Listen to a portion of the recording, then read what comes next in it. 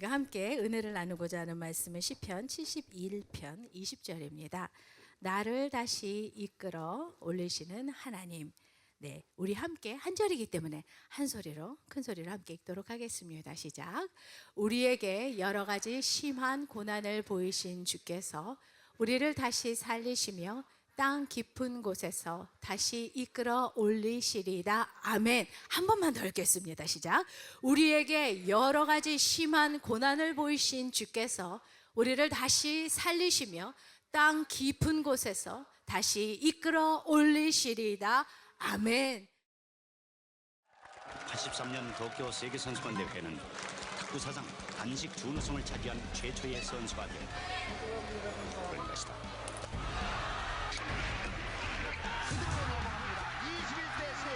15대 10. 양영자 빠른 공격 성공입니다. 양영자 이겼습니다. 금메달을 따냈습니다. 오늘 어떻습니까? 저희들 너무 부족한데 신앙의 힘으로 이렇게 몸을 낮춰서 할 수 있었던 것 하나님께 먼저 영광을 드립니다.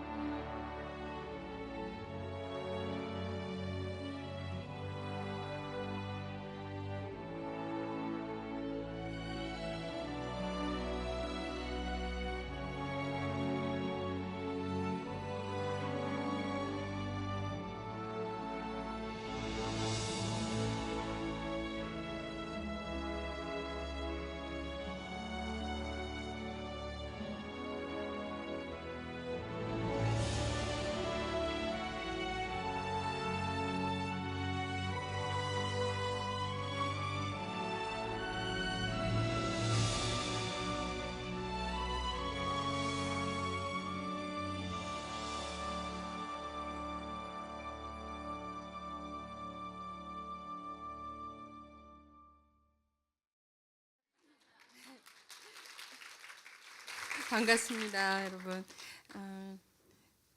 저는 오늘 시편 71편 20절에 있는 말씀은 제가 그 말씀을 큐티 하다가 그 말씀을 보니까 우리에게 여러 가지 심한 고난을 보이신 주께서 우리를 다시 살리시며 땅 깊은 곳에서 다시 이끌어 올리시리이다.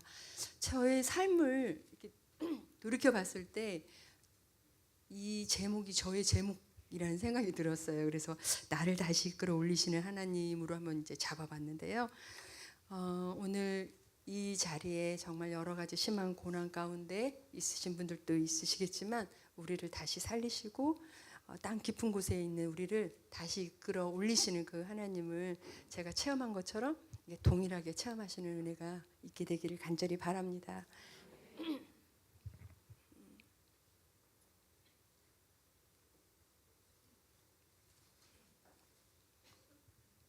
저는 그 초등학교 3학년 때부터 이렇게 탁구를 하게 됐는데요. 15년 88년 올림픽이 이제 마치고 그 은퇴를 했어요. 뭐든지 뭐 꼭 스포츠 체육하는 사람뿐만이 아니라 어떤 분야에서 정말 자기의 목표를 이루고 성공을 하기 위해선 참 많은 고난도 따르고 그런 것 같아요. 근데 저도 이제 15년 동안 탁구를 하면서 선수로서 이렇게 많은 부상도 있었고 간염이라는 또 증상이 있어서 병원에 이제 뭐 50일 입원도 했었고 참 그런 선수 시절 때 이런 그 고난이 따랐었는데요. 그때마다 이제 국가대표에서 8년 동안 이제 국가대표 생활을 하면서 뭐 정말 세상을 잘 아시겠지만 또 운동선수들의 그 세계를 또 매스컴을 통해서 아시겠지만 잘하고 돌아오면 그 신문에서 이제 타이틀이 막 부치게 올려주잖아요. 막 이제야 뭐 한국 탁구 양영자밖에 없다는 동안 하다가도 지고 돌아온 데든지 하면 벌써 이 신문의 제목이 달라져요. 뭐 노장이 됐다는 등 뭐 이렇게 86년 아시안 게임과 88년도에는요. 올림픽은 서울에서 이제 있었고 88년 올림픽 같은 경우는 탁구라는 게 전에는 채택이 안 돼 있었어요. 탁구가 처음으로 이제 올림픽 종목에 이제 들어가는 그 중요한 그 대회를 앞두고 제가 이제 못하고 왔다는 것 때문에 국가대표에서 이제 탈락이 돼요. 그 전까지만 해도 이렇게 뭐 좀 쉬게 해주다가 다시 또 회복이 되면 이제 국가대표 합류해서 훈련도 하고 그랬는데 여지없이 이번에는 딱 이제 국가대표에서 탈락이 되더라고요. 그러니까 다시 국가대표를 하기 위해서는 선발전을 밑에서부터 다 거쳐서 올라오는 거라는 거죠. 뭐 한 30여 명의 선수들이 있었는데 그 선수들과 겨루려면 간염이 있었던 저로서 이제 체력도 약했고요. 그런데 그때 이런 생각이 들더라고요. 뭐 여기서 이렇게 몸도 좋지 않은데 계속 제가 탁구를 뭐도록 하지? 그냥 포기하고 싶다. 절망도 되고 또 좌절도 되고 정말 승부의 세계는 이렇게 냉정한데 1등과 2등의 차이가 엄청 또 크기도 하기도 하고요. 달면 삼키고 쓰면 뱉는 게 정말 세상인 거구나라는 것을 이제 그때 20대 초반 그때 이제 절실하게 느끼는 거예요. 그러면서 그렇게 포기하고 싶고 또 사람들에게 실망도 되고 그런데 저를 붙들어줬던 그 이제 극복할 수 있었던 게 있었다면 그 말씀이었었어요. 여기는 제가 적어오진 않았지만 잠언 24장 16절에 보면은 대저 의인은 7번 넘어질지라도 다시 일어나거냐라는 이런 이 말씀을 보는데 마침 하나님께서 여기서 이렇게 주저앉지 말라라고 다시 일어나라고 말씀해 주시는 것 같은 거예요. 그래서 이 말씀을 붙들고 이제 선발전을 거쳐서 다시 국가대표가 되고 최강이 되고 또 현정화 선수와 함께 복식의 조를 이루어서 86년 아시안 게임과 또 88년 올림픽 그 전에 87년 세계 선수권대회가 있었는데요. 다 정말 하나님의 그런 은혜가 매 순간순간 매 시합 때마다 이제 있었던 거예요. 그래서 이제 금메달을 따고 저는 이제 은퇴를 88년 올림픽 끝나고 은퇴를 했는데요. 참 여러 시합들이 있었어요. 근데 뭐 탁구가 세계에서 최강이 어느 나라인지는 아시죠? 중국이잖아요. 네, 그 당시도 난공불락이라고 별명이 붙여졌던 정도로 이제 최강이었어요. 그 나라의 탁구 인구가 2006년도 통계 상해 일부의 통계에 의하면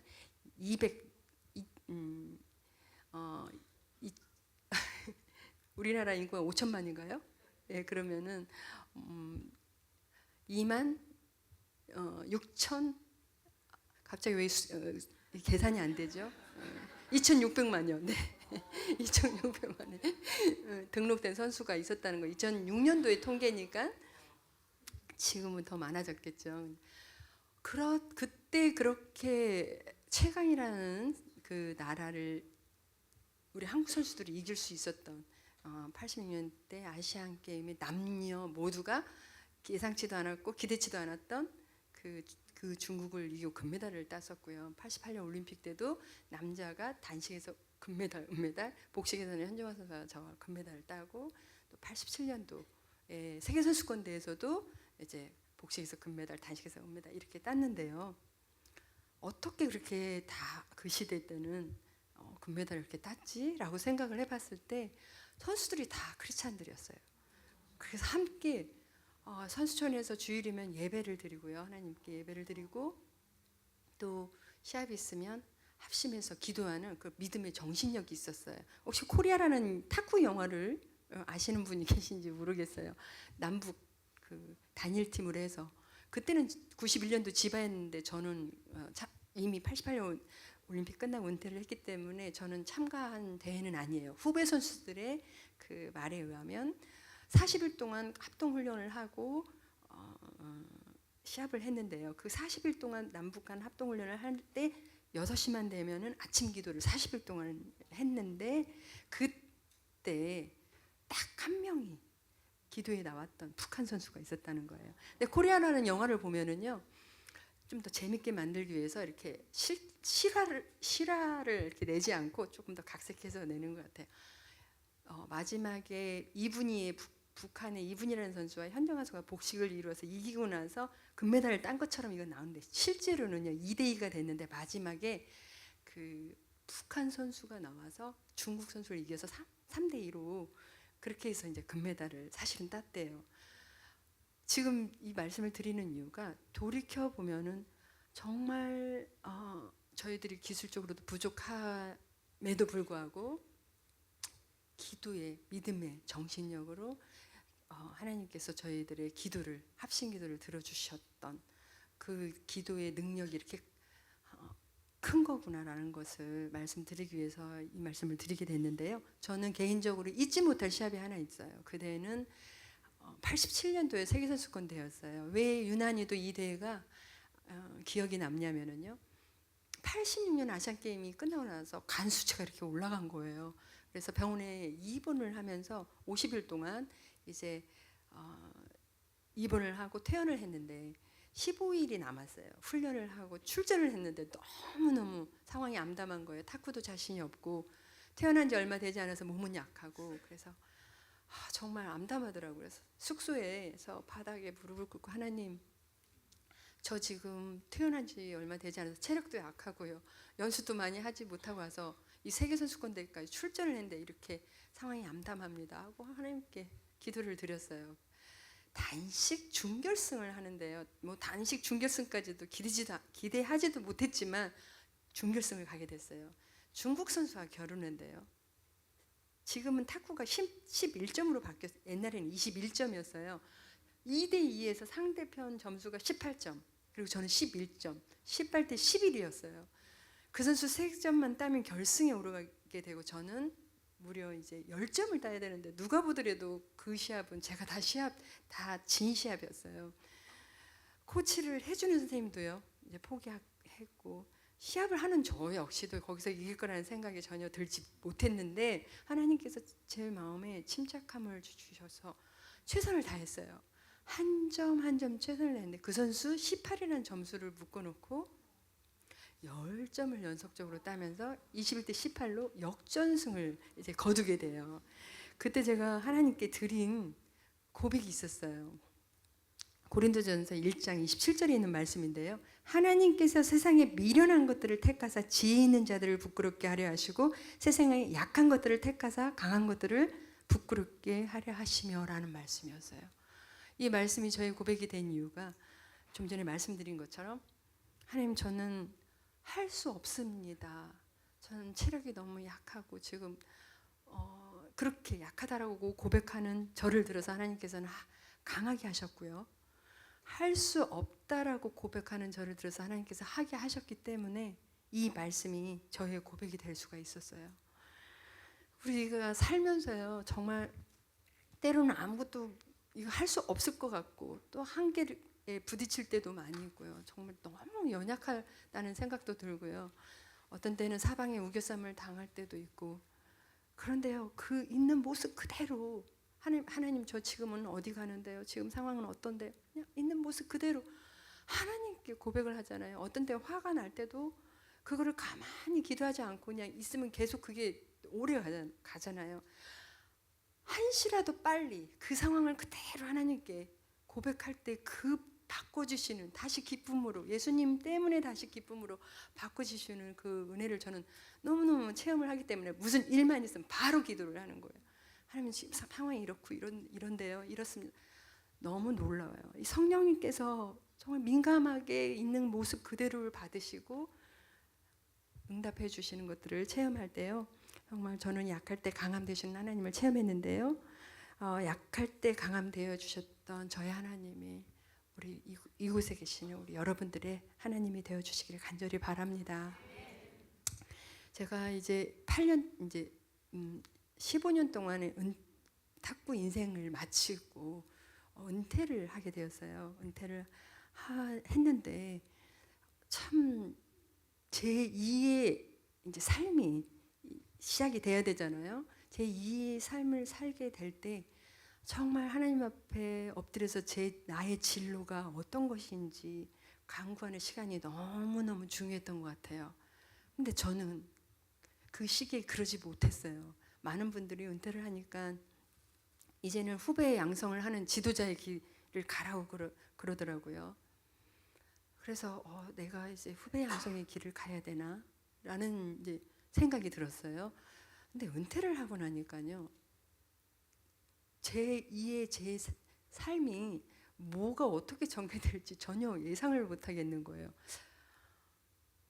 마치요. 세상이 이제 전쟁이 오든지 뭐가 어떻게 되든지 해서 이제 끝날 것만 같은 그런 생각이 들 정도였어요. 이게 막 허탈하고 마음이 붕 떠 있고 내가 뭐 해야 되는 거지? 막 이렇게 안절부절하고 이러한 상황에서 이제 지도자의 제의를 받았을 때 그러면 이론과 실기를 겸한 멋진 지도자가 되려면 멋진 그런 지도자가 되자라는 생각이 제 속에 들었어요. 그래서 대학원에 들어가서 체육에 대한 이론에 대해서 공부를 하고요.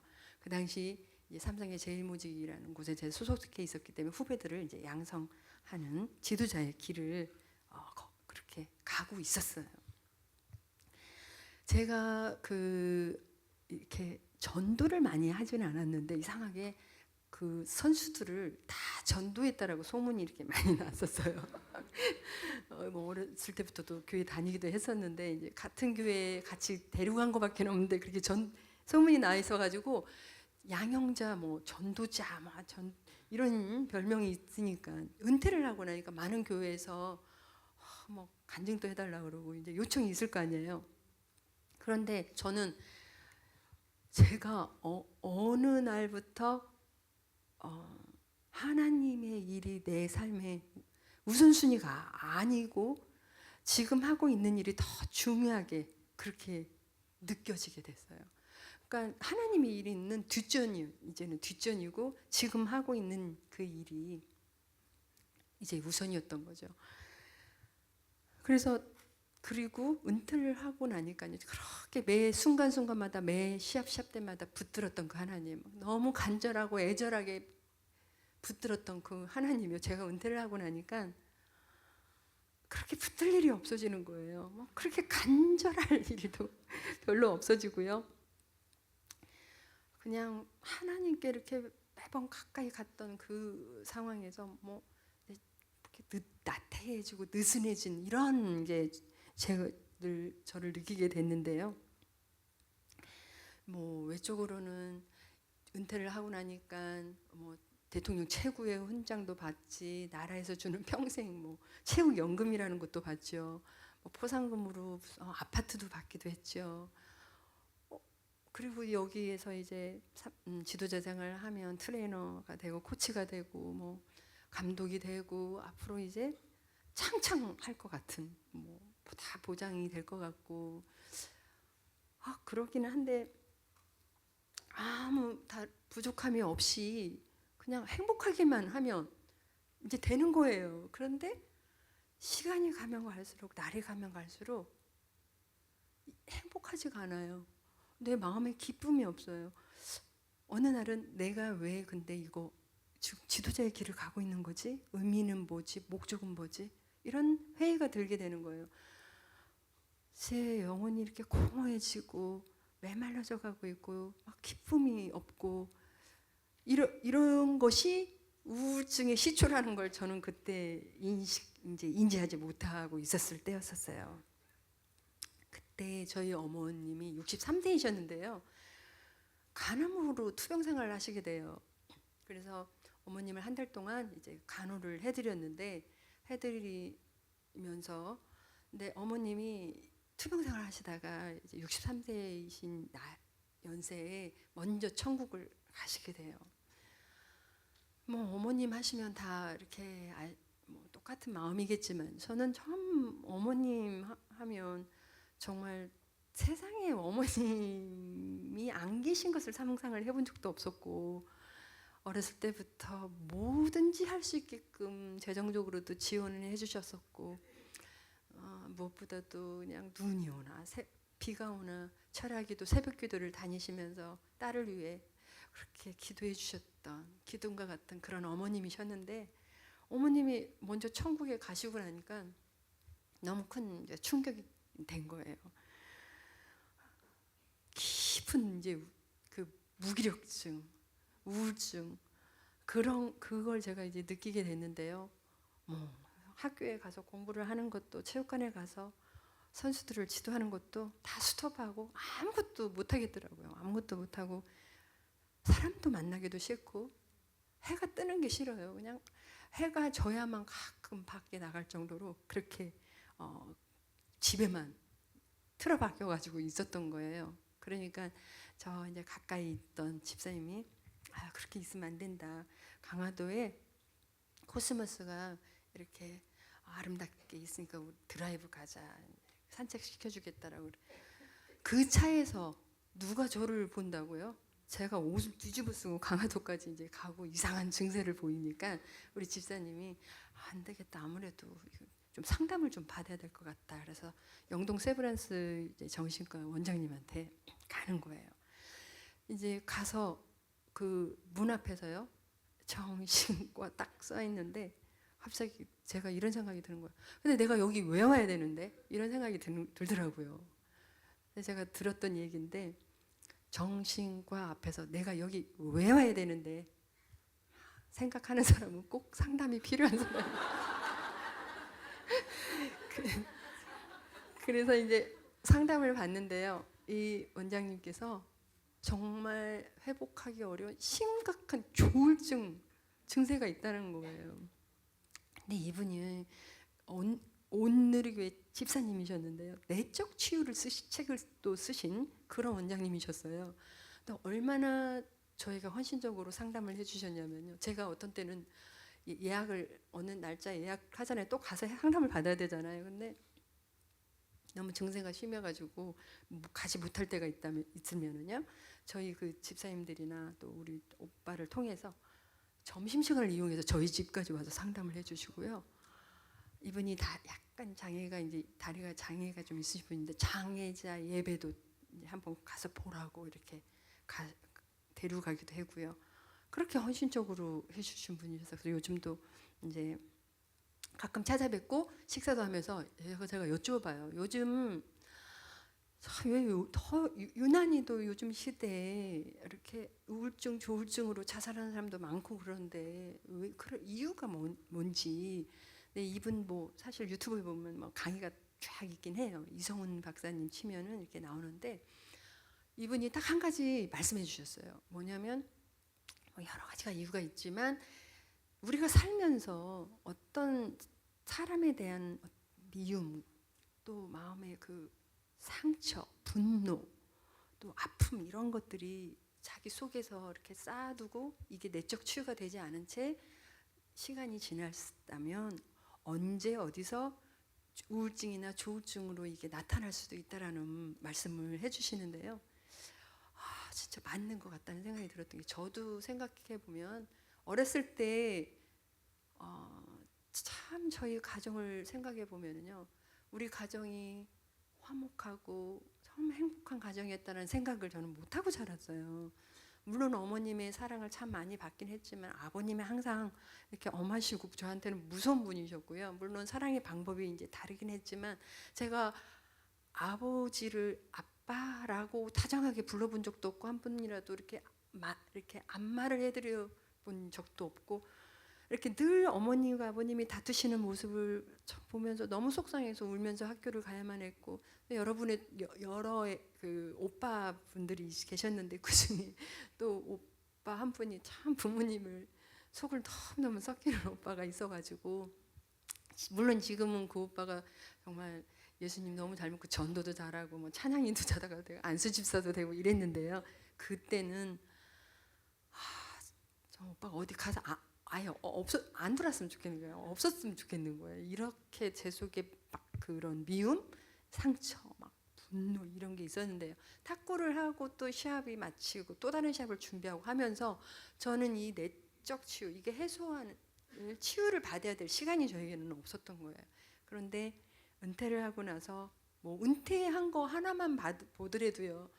충분히 우울증이 올 수 있는 그런 거라고 말씀을 하시더라고요. 그런데 거기에 또 이제 새로운 지도자의 길을 가게 됐고 또 충격스럽게 이제 어머님이 먼저 천국에 가시는 이러한 걸 통해서 이제 제 내적 치유가 필요한 시기인 것을 이제 하나님께서 그 시기를 저에게 주신 거죠. 그 시기에는 정말 죽을 것만 같았어요. 제가 지금 저의 우울증이 있었고 조울증이 있었다는 걸 앞에 나가서 이렇게 간증한다는 건 상상도 못했고요. 사실 제가 그 최근에 책을 하나 출간을 하는 이유도 나는 어떻게 회복이 되었는지를 정말 알리고 싶었어요. 물론 하나님의 은혜 받은 것도 나누고 싶어서도 있지만은요. 그런 면에서도 그게 계기가 됐었는데요. 증상이 얼마나 심했냐면요. 사탄이요. 이 우울증이라는 이 질병에는 사탄이 개입해요. 그래서 하나님이 더 이상 너를 사랑하지 않아. 하나님 너를 버리셨어. 이 세상에 너는 혼자야. 계속 그렇게 환청도 들리기도 하고 또 밖에서 누가 막 이렇게 싸우잖아요. 그러면 나에게 화를 내는 것 같아요. 막 누가 지나가다가 침을 탁 뱉으면 마치 나에게 막 침을 뱉는 것 같고요. 거식증 아세요? 막 먹고 토하고 막 하는 그런 증상. 여기서 한 거의 10kg 이렇게 쪄 있었어요. 그래서 그렇게 거의 운동생활 이제 하다시피 했는데 이제 표정들이 거의 안 믿어지신다는 표정. 그게 1990년도였는데요. 중앙일보에 제가 거의 2년 정도를 드러내지 않고 그러니까 신문이 하나 난 적이 있었어요. 방황에 운동생활하는 양영자여가지고 그런데 정말 나가고 싶지도 않고 창피하고 그런 어떤 죄의식 이런 것도 있고 자살하고 싶은 그 사람들의 마음을 저는 이해해요.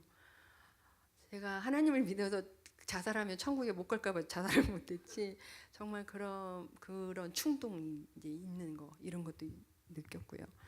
근데 그 시기에 하나님께서 저에게 어떤 한 분을 보내주신다. 어떤 분을 보내주시냐면 아침에 말씀 묵상 훈련시켜 주시는 분을 만나게 돼요.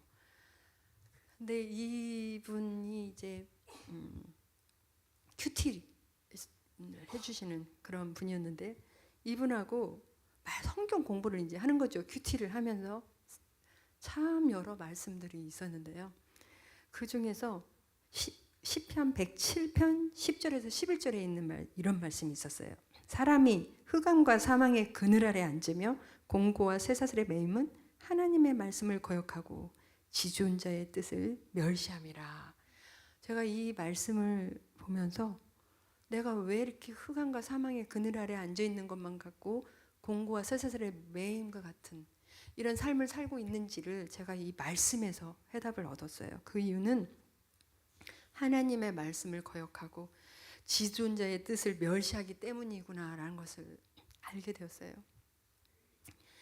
하나님의 그런 은혜를 받았지만 정말 저는 내 삶의 최우선이 하나님이 아닌 물론 하나님 안에서 갖는 야망과 목표와 비전 이런 건 너무나 좋은데 하나님 밖에서 하나님보다 더 우선순위가 내 삶의 명예와 어떤 야망이 있는 것은 그거는 하나님의 뜻이 아니었던 거죠.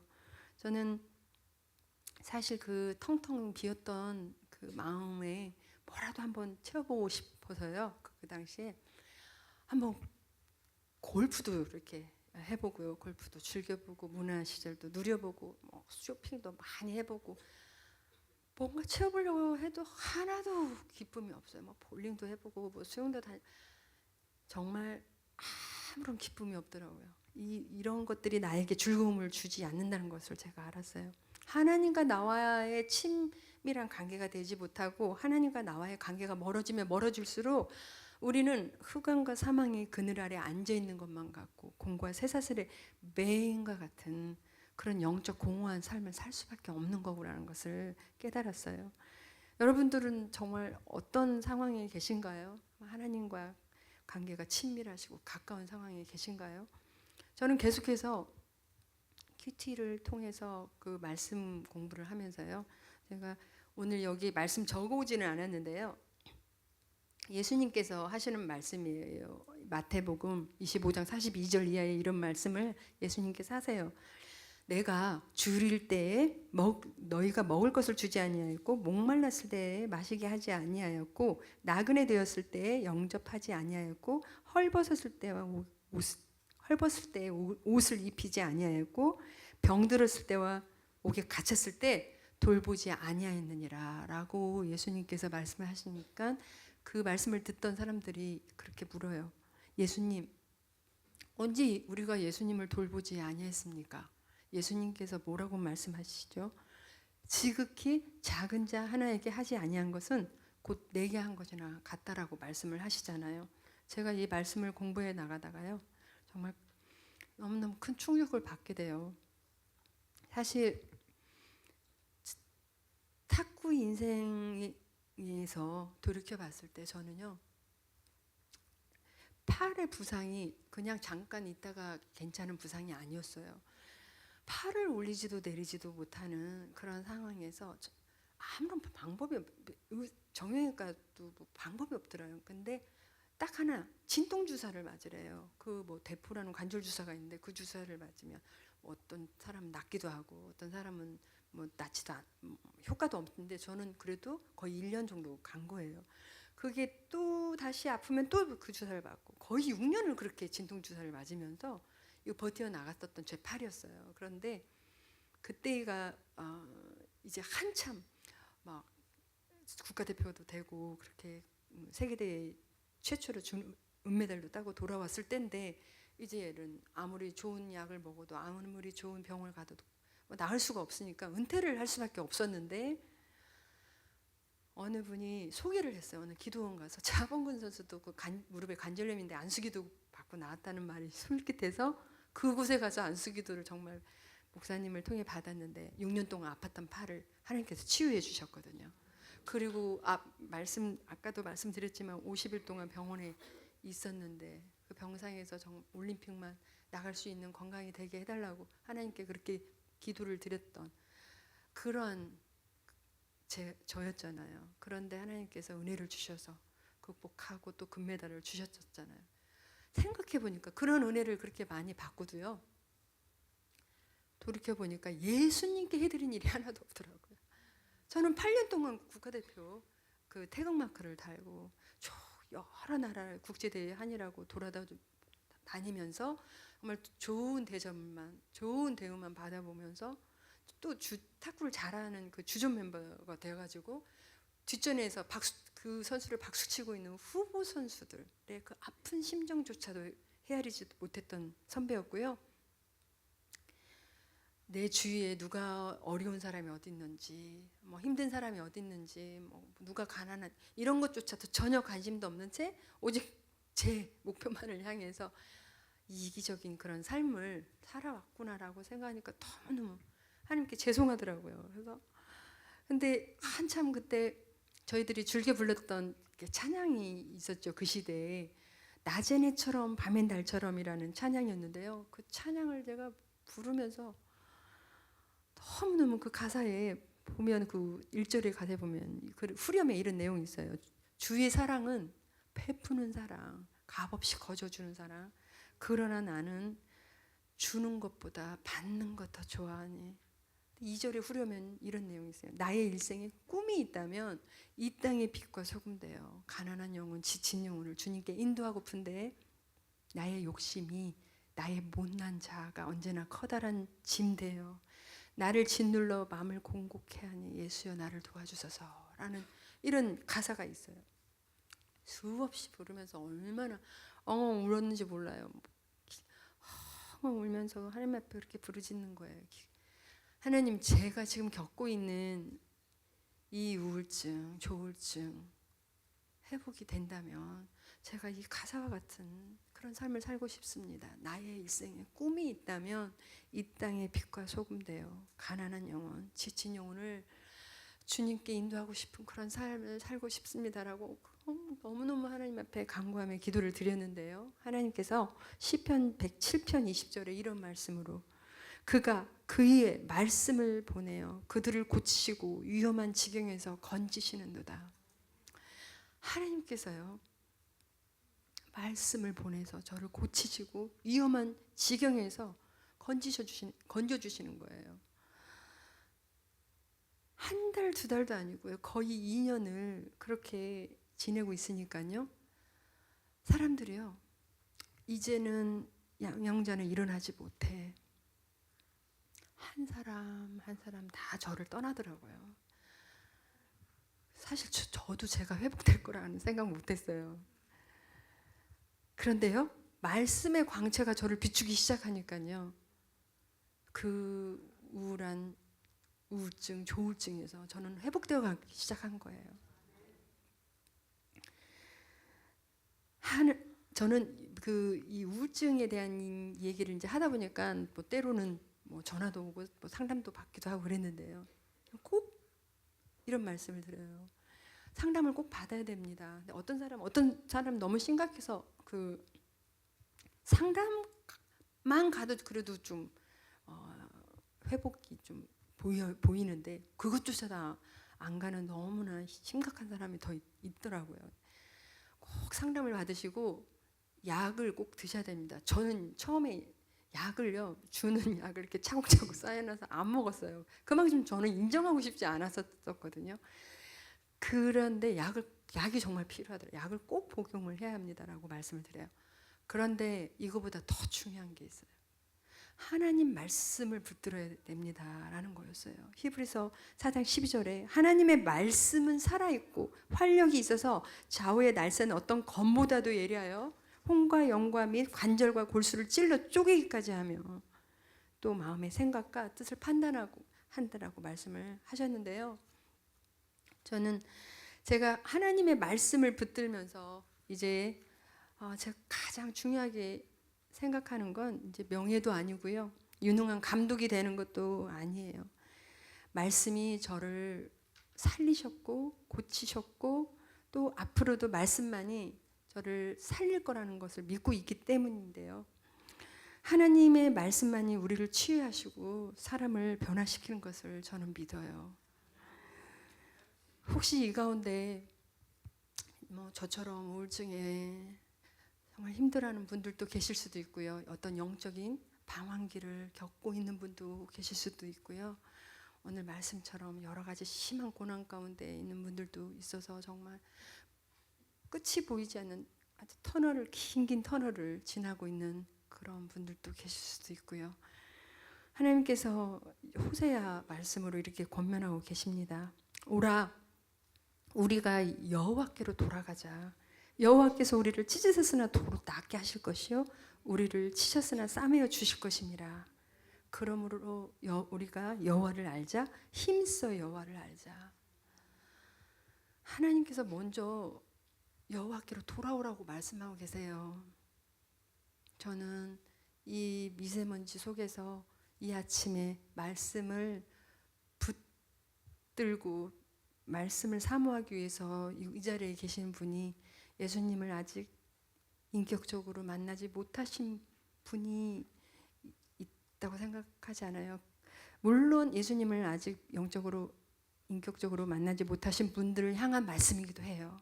하지만 이 말씀은 우리가 가지고 있는 우상을 버리고 하나님께 돌아오라고 말씀하고 계시는데요. 이 우상은 우리 삶에 참 보이는, 제가 몽골에 가서도 참 그 몽골 현지인들을 보면서 집집마다 부적이 있고 형상과 같은 우상이 있고 이러한 것들도 이제 보았고 또 사역을 그런 걸 위해서 또 사역도 하게 됐고 했지만 보이는 우상이 아니라 보이지 않는 하나님보다 더 사랑하고 있고 하나님보다 더 집착하고 있는 그 마음의 우상, 저처럼 참 정말 명예를 내려놓고 포기하는 게 너무너무 저는 어렵더라고요. 저처럼 명예가 될 수도 있고요. 어떤 분은 또 재물이 될 수도 있고요. 제가 한국에 와서 저는 15년 동안 이제 횟수로 15년 동안 몽골 사역하고 한국에 돌아와서 지금은 청소년이랑 꿈나무 이런 감독을 하고 있는데요. 한국에 돌아와서 너무나 많은 것들을 깜짝깜짝 놀라기도 했어요. 야, 정말 이 시대에는 하나님을 안 믿고도 즐겁게 살 수 있는 그런 문화시설도 너무 발달되고, 그러한 무슨 TV 채널이 뭐 500개도 넘고, 야, 드라마가 왜 이렇게 재밌어요? 뭐 이런 거며, 제가 그 감독을 하는데 저희 코치들의 얘기를 이제 듣게 됐어요. 자기 선수들이 시합을 하는데 지고 있더래요. 그래서 지고 있어서 우연히 어떻게 코에다 이렇게 손을 올리고 있었는데 이기더래요. 그래서 내렸더니 지더래요. 그래가지고 끝날 때까지 계속 손을 이렇게 올리고 이제 있었다는 그 얘기도 들었고요. 또 한국에 저 이사를 좀 많이 다녔어요. 이사를 하는데 무슨 손 보는 날 해서 이사하기 좋은 날이 있고 이사하기 안 좋은 날이 있더라고요. 이사하기 안 좋은 날은 가격도 좀 싸던데요. 제가 그걸 보면서 야, 하나님께서 우리에게 하루하루 주신 날이 얼마나 귀하고 복된 날인데 어떤 날이 좋은 날이 있고 어떤 날이 안 좋은 날이 있냐고요. 어떤 날이 무슨 이사하기 좋은 날이 있고 안 좋은 날이 있고 결혼하기 좋은 날이 있고 안 좋은 날이 있냐고요. 아직도 그런 미신을 믿고 있는 사람들도 있구나. 너무 안타까웠어요. 요한복음 8장에 진리가 너희를 자유케 한다라고 말씀을 하셨잖아요. 정말 너무 핸드폰 중독돼 있는 사람이, 중독돼 있는 청년들이 얼마나 많이 있는지요. 핸드폰 통해서 음란물들, 인터넷을 통해서 너무 심각한 것 같아요. 너무 심각하고 뭐 도박이며 술 중독이며 정말 너무 안타까운데요. 우리는 예수 그리스도 이름으로 선포할 때 아까 그 찬양과 같이요. 정말 해방될 수 있고 사탄의 결박을 풀 수가 있는데요. 하나님 앞에 우리가 하나님보다 더 집착하고 하나님보다 더 좋아하고 있는 걸 다 십자가 앞에 내려놓고 우리 삶의 최우선 순위로 예수 그리스도를 올려놓고 살게 된다면, 하나님께 온전히 돌아오게 된다면 하나님께서 오늘 말씀하고 계세요. 여호와께서 우리를 찢으셨으나 도로 낫게 하실 것이요 우리를 찢었으나 싸매어 주실 것임이라고 약속하고 계십니다. 우리가 해야 될 일은 여호와를 알되 힘써 여호와를 알고 하나님 말씀만을 붙드는 일인데요. 이 가운데 여러 가지 심한 고난 가운데 있다 할지라도요, 우리가 이렇게 할 때 땅 깊은 곳에 있는 우리를 다시 이끌어 올리시는 하나님인 것을 믿으시길 바랍니다. 에베소서 4장 7절에 보면 이런 말씀이 있어요. 하나님께서 우리 각 사람에게 그리스도께서 나누어 주시는 선물의 분량을 따라 은혜를 주셨습니다 라는 말씀인데요. 저는 이 말씀을 알지 못할 때만 하더라도요, 사실 저희 동료도 같이 탁구를 쳤고 또 여러 이제 선수들이 있잖아요. 근데 제가 동료들보다 성적을 내고 금메달을 따는 건 저는 제가 뛰어나기 때문인 줄 알았어요. 제가 잘났기 때문인 줄 알았어요. 근데 이 말씀을 보고 나서요, 이거는 각 사람에게 하나님께서 주시는 분량에 따라 재능과 달란트가 다르게 주신 거구나. 그건 하나님의 선물이구나. 고린도후서에 나오는 그 은사, 여러 가지 은사, 섬기는 은사, 가르치는 은사, 모든 게 다 이게 하나님의 선물이었구나라는 것을 알고부터 저는 제 가치관이 바뀌어졌었어요. 근데 제가 남편을 이제 만나게 됐는데요. 저희 남편은 그 결혼하기 전에 연합뉴스 국제부 기자로 있었어요. 그때 이렇게 취재하는 그런 기자가 아니고요, 한국 뉴스를 번역해서 해외로 보내는 그 번역 기자였어요. 6년을 거기서 그렇게 번역을 했는데 그 당시는 몰랐죠. 저희가 97년도에 저희 가족이 이제 몽골 선교사로 갔는데요. 왜 하나님께서 남편을 번역기를 훈련시켜 주셨는지를 알게 돼요. 그곳에 이제 참 그 선교지에 갔더니 단기팀들도 참 많이 봤어요. 야, 하나님께서 이렇게 은사 각자 다른 그 재능과 달란트를 통해서 일하시는구나라는 것을 참 많이 봤어요. 뭐 색종이 하나만 가지고도 얼마나 많은 것들을 만들어내고 무슨 풍선 하나를 가지고도 저 깜짝깜짝 놀랐어요. 막. 그리고 뭐 권사님들 오셔서 김치 하나만 담아도 이게 선교가 될 수 있는 거구나라는 것도 느끼게 됐고 너무나 많은 정말 그 다양한 은사들과 재능과 달란트들이 있었는데요. 저희가 몽골에 가서 그 먼저 언어 훈련을 받게 돼요. 저희는 그 웩이라는 국제 선교 단체에서 소속해 있는데 아무 사역하지 않고 2년 동안 그냥 집중해서 언어 훈련만 받게 하는데 저희 남편이 한 1년도 한 6개월쯤 돼서 그 몽골에 어린 아이들이 그 컬러로 된 동화책이 없는 걸 보게 된 거예요. 그래서 기독교의 가치관이 들어있는 그 애니메이션 10권을 뚝딱뚝딱 하더니 번역이 되더라고요. 그래서 그 이제 동화책을 그 어린이들에게 이제 보급을 하게 되고 몽골에 가서 저는 알았어요. 우리나라 분단 국가처럼 몽골도 분단 국가라는 걸 알게 됐는데요. 우리가 잘 아는 울란바토르라는 그 수도인 그 몽골은 외몽골이라고 해요. 그런데 내몽골이 있는데요. 그 내몽골은 중국 안에 있어요. 조선족처럼 자치주 소수부족으로 있는 게 내몽골이었어요. 그런데 내몽골 인구가 여기 인구보다 더 많아요. 600만이고 여기는 300만인데 이 사람들이 서로 만나면 말이 통해요. 근데 문자가 다른 거예요. 그래서 이제 내몽골에서 성경 내몽골 문자로 수직 문자예요. 그거는. 그리고 이 외몽골이나 울란바토르 문자는 러시아 문자를 따서 키릴 문자인데 이 성경을 이 내몽골 사람한테 좀 못 읽어요. 그래서 이 성경 번역이 필요했던 거예요. 일본 선교사가 하고 있었는데 저희 남편과 함께 이제 협력하자고 그래서 내몽골에 가서 성경을 이제 번역을 하는 거예요. 잠깐 그 성경 번역한 그 이게 오른쪽에 있는 게 그 내몽골 수직 고유의 문자고 이제 왼쪽에 있는 게 키릴 문자 그 외몽골 문자인 거죠. 그래서 그곳에 가서 거의 이제 10년 넘게 내몽골 성경을 완역을 해서 2012년도에 완역을 해서 저는 돌아왔고 남편은 계속해서 저 성경 번역을 개정하고 또 컨설턴트 다른 부족들에게 해주는 지금 일을 하고 있는데요. 저는 그곳에 가서 참 선교사들이 비자를 받아서 시골에 가기가 어려워요. 탁구를 가르쳐 준다는 이유로 언제든지 어디서든지 비자를 받아서 이제 어린아이들에게 탁구를 가르쳐 주면서 저희 남편은 이제 또 사역을 할 수 있게끔 이렇게 사역을 했어요. 잠깐 그 그림 좀 보여주실래요? 그다음에요. 저희가 울란바토르라는 수도에서 이제 2년 동안 언어를 배우고 거기서 10시간 떨어진 동고비주라는 신샨드라는 곳에 가게 돼요. 저곳에 현지인 3명이 있었어요. 교회가 없고 현지인 3명, 제 말은 크리스찬이 3명이 있었어요. 저곳에 동고비주의 인구는 5만이고 신샨드라는 곳의 인구는 1만 2천이었는데요. 저 땅덩어리가 우리나라의 전체 인구보다 더 큰 땅덩어리예요.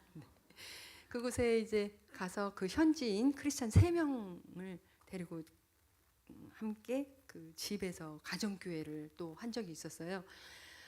저곳에 그다음 보여주실래요? 저곳에 갔는데요. 정말 척박하기 그지없는 우리 미세먼지 하는데 창문을 두 겹으로 이렇게 해도요. 그다음 비닐을 쳐도요. 모래바람에 한번 불기 시작하면 아침에 일어나면 창틀에 모래가 가득 수북히 쌓여 있어요. 핸드폰이 있어요. 무슨 인터넷이 있어요. 전화를 하고 싶으면 우체국에 가서 이제 한다든지 물도 나오지 않을 때면 이제 물차가 와요. 그럼 물 바켓을 가서 길러서 그 물을 사용을 하기도 하고 저러한 곳에서도 저 영성을 유지할 수 있었던 이유가 있었어요. 그거는 말씀 묵상 훈련이 있었기 때문이었어요. 저는요 제가 이 우증이 저의 삶에 없었다면요 물론 저기 선교지에 가지도 않았겠지만요 외로움 속에서 고독함 속에서 하나님을 만나는 법을 저는 깨닫지 못했을 거예요. 저곳에 가서 하나님께서 오늘 나에게 어떤 말씀을 주실까 기대하고 설레이는 마음으로 말씀을 보게 돼요. 선교사들 뭐 인사들도 자주 가지만 이사 가는 날 아침이 되었든지요. 제가 아이를 낳는 아침이 되었어도요. 먼저 말씀을 보게 되는 거예요. 하나님의 말씀. 때로는요. 이게 나에게 무슨 연관이 있지? 왜 이 말씀을 나에게 주시는 거지? 깨닫지도 못해 무슨 말씀인지도 뜻도 모를 때도 있어요. 그런데요. 이 말씀을 하루하루 주시는 말씀을 통해서요. 제 삶을 이끌어 가시고 하나님께서 내 삶을 통치하고 계신다는 걸 저는 깨달았어요. 시편 137편 4절에 보면 제가 여기 적어오진 않았지만 이런 말씀이 있어요. 또 여호와를 기뻐하라. 그리하면 내 마음의 소원을 이루어 주시리라라는 말씀이 있는데요. 우리가 하나님을 기쁘시게 할 때 하나님의 말씀에 따라 적용하고 순종하며 삶을 살 때요. 우리의 마음도 소원도 이루어 주시는 하나님이신 것을 저는 체험했어요. 여러 가지 하나님께서 또 은혜를 주시고 선물도 주셨는데요. 또 반면에 그곳에 가서 문화 충격의 아픔도 겪게 돼요. 저는 제가 이제 여러 가지 선교지를 놓고 저희 남편과 이제 선교 훈련을 받으면서 여러 나라를 기도한 중에 저희 남편이 몽골에 2번 답사를 갔다 와서 이곳에서 사역을 하고 싶은 마음이 이제 있다라고 그래서 저는 육식을 안 좋아하거든요. 거기 갔더니 정말 육식이란 육식은 거기 다 있었어요. 말고기부터 시작해서 낙타고기 해가지고 다 그래가지고 그래서 거기 가니까 음식이 뭐 있더냐고 물어봤더니요. 뭐 감자도 있고 양배추도 있대요. 그래서 그것만 먹고 살지라고 생각을 그렇게 쉽게 생각하고 갔는데요. 제가 어느 날 굉장히 많이 아프게 돼요. 뭐냐면 참 이제 선교사로서 정말 그런 은혜를 받고 성지에 가서 현지인들을 섬기고 또 복음을 전하러 마음을 먹고 간 선교사가요. 현지인들이 미워서 싫어서 마음의 문을 꼭꼭 닫을 때도 이제 있었던 거예요. 뭐냐면 한국 사람의 정서가 있는 사람으로 그곳에 가서 그 나라의 언어를 배우고 그 나라의 문화를 익혀서 그 현지들과 함께 어울려서 지낸다는 건요. 결코 쉬운 일이 아니더라고요. 정말 뭐 사고도 너무 다르고요. 뭐 이렇게 약속도 안 지키고 배신도 많이 하고 거짓말 다 어딜 가나 마찬가지겠지만 이제 이런 어떤 문화 충격을 이렇게 하나하나 받으면서요. 제가 이렇게 마음의 문을 닫고 있을 때가 있었던 거예요. 근데 하루는 모래바람이 막 치는 겨울날에 이 왼쪽만 너무 아픈 거예요. 막 왼쪽이 너무 두통이 심하고 또 귀가 이렇게 너무 통증이 막 심하게 있는 거예요. 이거 왜 그렇지? 치아가 너무 이렇게 안 좋아서 이 귀까지 이렇게 통증이 있는 건가? 근데 뭐 그 시골에서 갈 만한 그런 병원이 없어서 다시 10시간 기차를 타고 수도에 연세병원이 있었어요. 한몽으로 연합한 병원이 있었는데 그곳에 치과에 갔어요. 왜냐하면 한국 치과 선생님이 계셨어요. 뭐 검사를 해보더니 이상이 없대요, 치아에. 그런데 그 코이카에서 온 그 한국 의사 외과 신경외과 의사가 있으니까 한번 가보라고 해서 갔더니요. 바이러스로 인한 안면 근육 마비라는 거예요. 바이러스를 죽이는 약을 열흘간 먹고 찬바람을 쐬지 말고 안정하면 괜찮을 거라고 그랬어요. 그런데요. 이게 열흘이 지나고 뭐 한 달이 지나고 거의 2달이 다가오는데도 이게 안면이 풀릴 기미가 안 보이는 거예요. 밥을 먹어도 한쪽으로 새고 웃어도 한쪽이 안 움직이고 또 한쪽이 눈을 감아도 안 감기고 그쯤 되니까 이제 걱정이 되더라고요. 이러고 평생 이러고 살면 어떡하지? 한국이 생각이 나는 거예요. 이럴 때 한의원 뭐 한국에선 침 맞으면 뭐 괜찮다고 그러던데 막 걱정하고 있으니까요. 저희 남편이 저를 위로해 준다고 뭐라고 그러냐면요. 여보, 당신의 입술이 평생 삐뚤어져 있다 할지라도 나는 오직 당신만을 사랑할 테니까 걱정하지 말라는 거예요. 근데 그거 위로 안 되대요. 아침에 말씀을 묵상하는데요. 고린도후서 1장 4절에 이런 말씀을 묵상하게 됐어요. 우리의 모든 환난 중에서 우리를 위로하사 우리로 하여금 하나님께 받은 위로로서 모든 환난 중에 있는 자들을 능히 위로하게 하시는 이시로다. 제가 이 말씀 마치 하나님께서 이렇게 말씀하시는 것 같아요. 내가 환난을 받고 있는 것은 널 좀 생각 좀 해봐라. 네가 나에게 받은 은혜가 얼마나 많고 사랑이 얼마나 많고 받은 위로가 얼마나 많냐. 그 받은 위로를 이곳에 있는 위로가 필요한 사람에게 나눠주기 위한 거야 라고 말씀하시는 것 생각해 보니까 제가 야 지금 뭐하고 있지. 섬기러 왔고 복음을 전하러 온 제가 지금 뭐하고 있지. 이런 생각이 드는 거예요. 우리 교인들 이제 그 가정교회이긴 하지만 뭐 정말 단칸방에서 6명씩 물도 안 나고 전기도 없는 그렇게 가난하게 살고 있는 사람들도 있었는데 도대체 이들의 아픔이 뭔지 이들의 기도 제목이 뭔지도 그것도 생각하지 못한 채 내가 지내고 있었다는 생각을 하니까요. 그러니까 그때부터 저희 이제 교인들 집에도 이제 가봤어요. 가봐서 그들의 기도 제목이 뭔지 아픔이 뭔지 들어보고 그들 위해서 기도도 해주고 이렇게 했었는데요. 마가복음 10장 45절에 이런 말씀이 있죠. 인자 역시 섬김을 받으러 온 것이 아니라 섬기러 왔다. 많은 사람들을 구원하기 위해 치를 몸값으로 자기 생명을 내어주러 온 것이다라고 예수님 말씀하셨잖아요. 저는 생각해 보니까요. 내가 섬기는 방식, 내가 어떤 사람을 사랑하는 방식이 저한테는 제가 딱 틀을 두고 있었더라고요. 이 사람이 사랑할 만한 사람을 사랑했고요. 이 사람이 섬길 만한 사람 같아 보일 때 이런 삶을 살았더라고요. 저는 몽골에 가서 섬김이 뭔지를 오히려 현진을 통해서 배워가지고 왔는데요. 여전히 한국에 돌아와서 내 사고가 다르고 내 생각이 다르고 같이 협력해서 일하는데 참 이 사람 관계 때문에 참 힘들 때도 많고 한데요. 하나님께 받은 은혜, 받은 사랑, 그 위로, 내 이웃에게 필요한 위로가 필요한 사람에게 그 사랑이 예수 그리스도의 사랑이 필요한 사람에게 좀 흘러가게 해야 되는데요.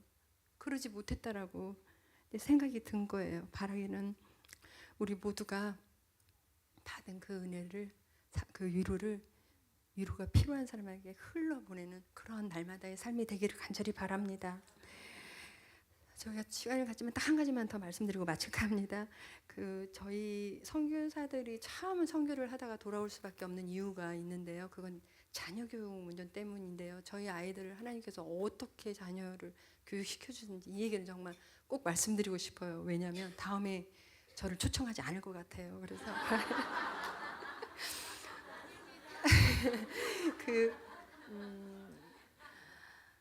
처음에 4살, 5살에 딸 둘만 있거든요. 연년생이에요.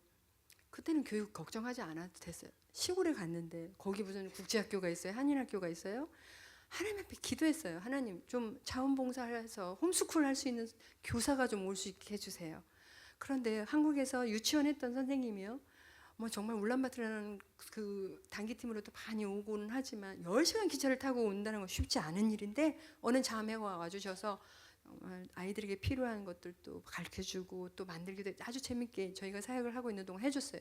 어느 정도 하다 이분이 가셨어요. 한국에서 수학 강사만 했던 분인데 이분이 수학뿐만이 아니라 초등학교 때 배워야 될 과목들을 또 이렇게 해주고 가셨어요. 큰아이가 4학년이고 작은애가 3학년이 됐을 때 이번에는 어디서 선생님이 와주셨냐면 저는 웩이라는 국제선교단체에 소속했는데 그 본부가 영국에 있어요.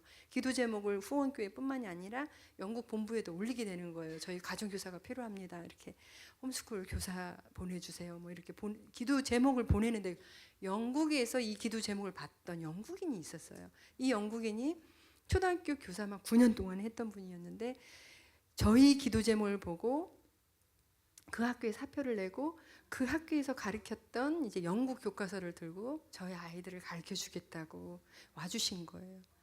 별로 지금 놀라시지도 않는데요. 저는 이런 생각을 했어요. 한국에 아무리 부자가 있다 할지라도 영국인을 가정교사로 둘 만한 사람이 과연 얼마나 있을까? 이건 정말 하나님의 은혜다. 이분이요. 한 달, 두 달도 아니고 1년, 2년도 아니고요. 큰아이가 중학교 1학년 갈 때까지 3년을 헌신을 해주셨는데요. 2012년도죠. 런던 올림픽이 있었어요. 저는 SBS 그 해설자로 런던에 가서 오랜만에 그 선생님을 이제 연락을 해서 만났어요. 선생님, 요즘은 어떤 일을 하고 계시냐고 물어봤더니 그때 학교에 사표냈던 그 학교에 복직해서 교사로 활동을 하고 계시더라고요. 너무너무 반가웠고 너무 감사했고 저는 평생 이 선생님을 잊지 못할 정말 은인이잖아요.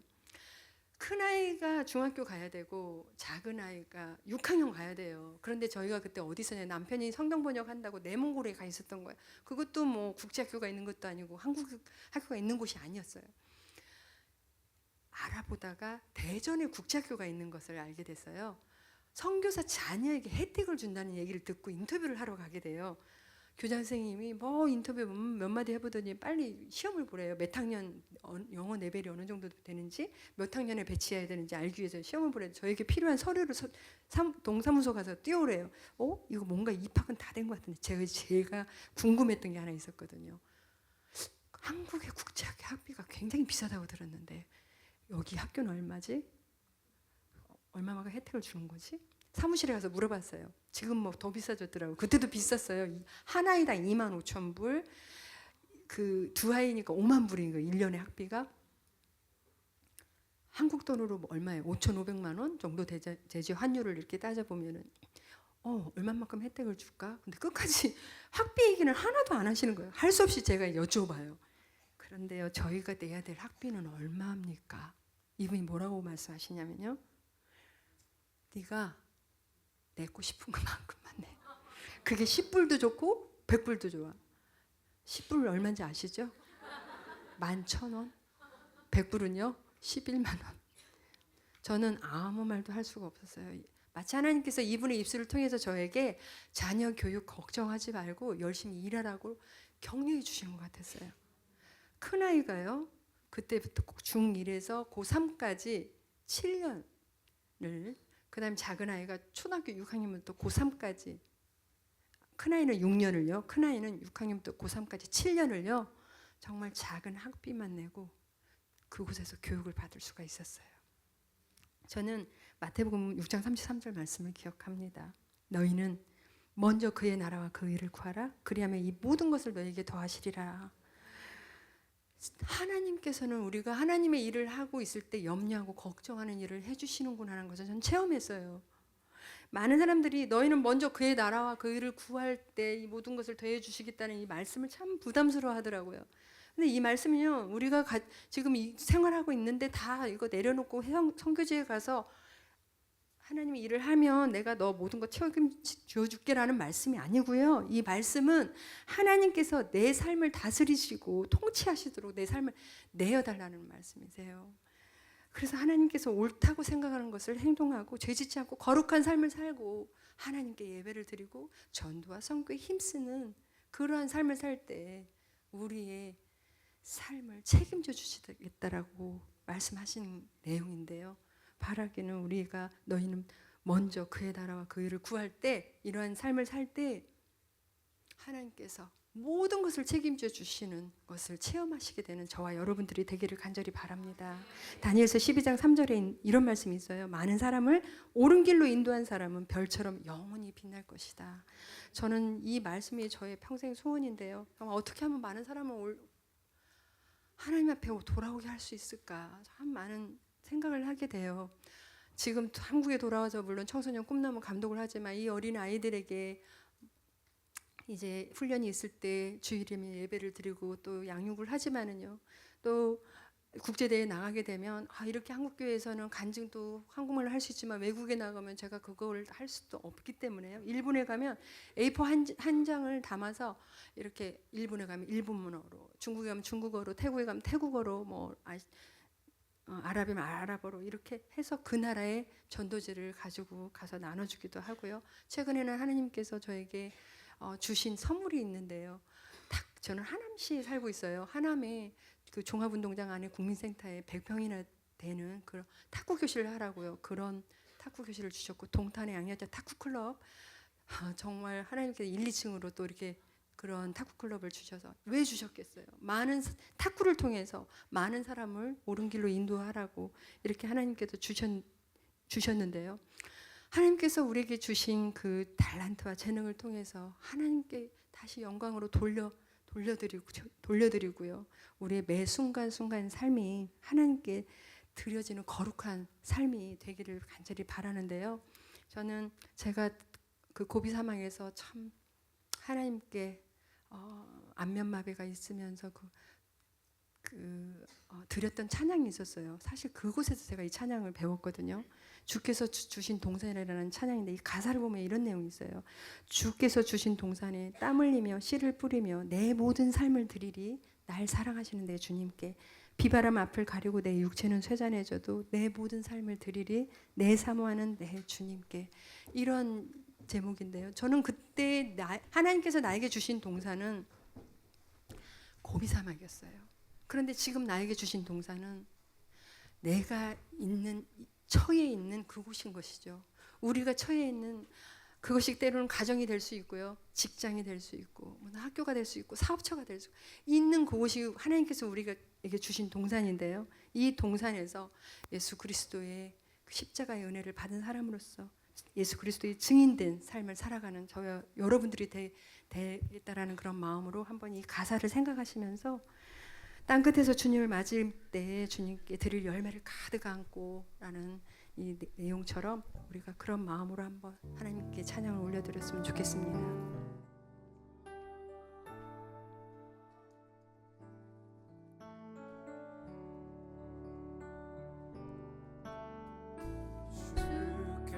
주께서 주신 동산에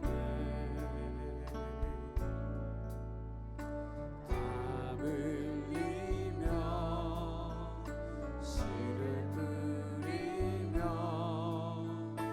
내 모든 삶을 드리리. 날 사랑하시는 내 주님께 비바람 앞을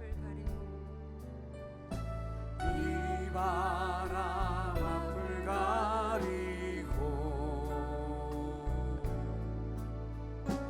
내 육체는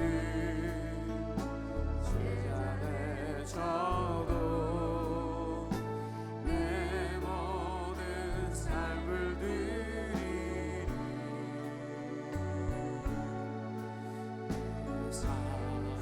사모하는 내 주님께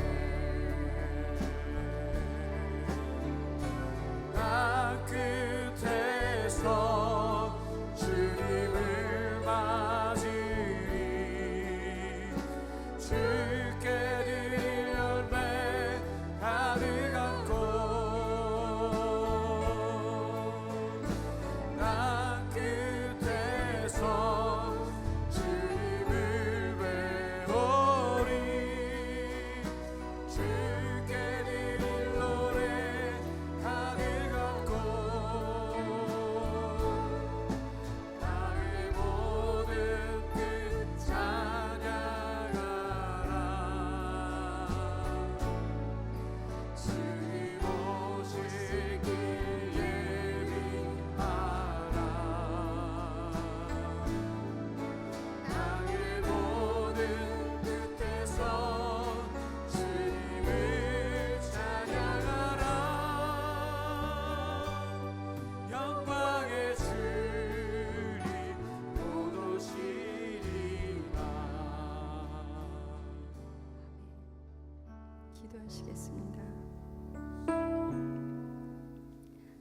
하나님 아버지, 우리는 십자가의 그 은혜만 생각해도 우리가 평생 하나님께 어떻게 보답하며 살아야 될지 생각하게 되는데 너무 연약합니다. 하나님께 받은 사랑은 많은데 하나님께 보답하는 일은 너무 적은 것을 불쌍히 여겨 주시옵소서. 하나님 아버지, 이 시간에 더 하나님을 사랑하고 또 말씀을 붙들며 먼저 그의 나라와 그 의를 구하고 싶습니다. 그런데 우리 삶에 너무 우리 마음에 연약하고 또 상처도 많고 하나님, 내 영혼이 먼저 살지 않으면 주님의 일을 하기가 어려운 가운데 있는 사람들이 너무 많이 있습니다. 아버지 하나님, 오늘 이 시간 찾아가 주셔서 어루만져 주시옵소서. 영육이 회복되는 놀라운 역사를 일으켜 주시옵소서. 땅 끝에서 있는, 땅 깊은 곳에 있는 우리를 살리시고 다시 이끌어 올려 주시옵소서. 하나님, 우리에게 내 영혼이 다시 세움을 입을 때 하나님, 하나님의 나라의 확장을 위해서 주신 달란트를 통해서 소명을 이루고 사용받고 싶습니다. 하나님 도와주시옵소서. 때로는 하나님을 보다 더 집착하고 살아가는 것들이 있는데 하나님 아버지, 이 시간 다 내려놓고 우리 삶의 최우선순위를 예수 그리스도만 바라보고 그분 한 분만 만족하며 살아가는 우리 모두가 될 수 있도록 도와주시옵소서. 감사하고 이 모든 말씀을 예수님의 이름으로 기도했습니다. 아멘.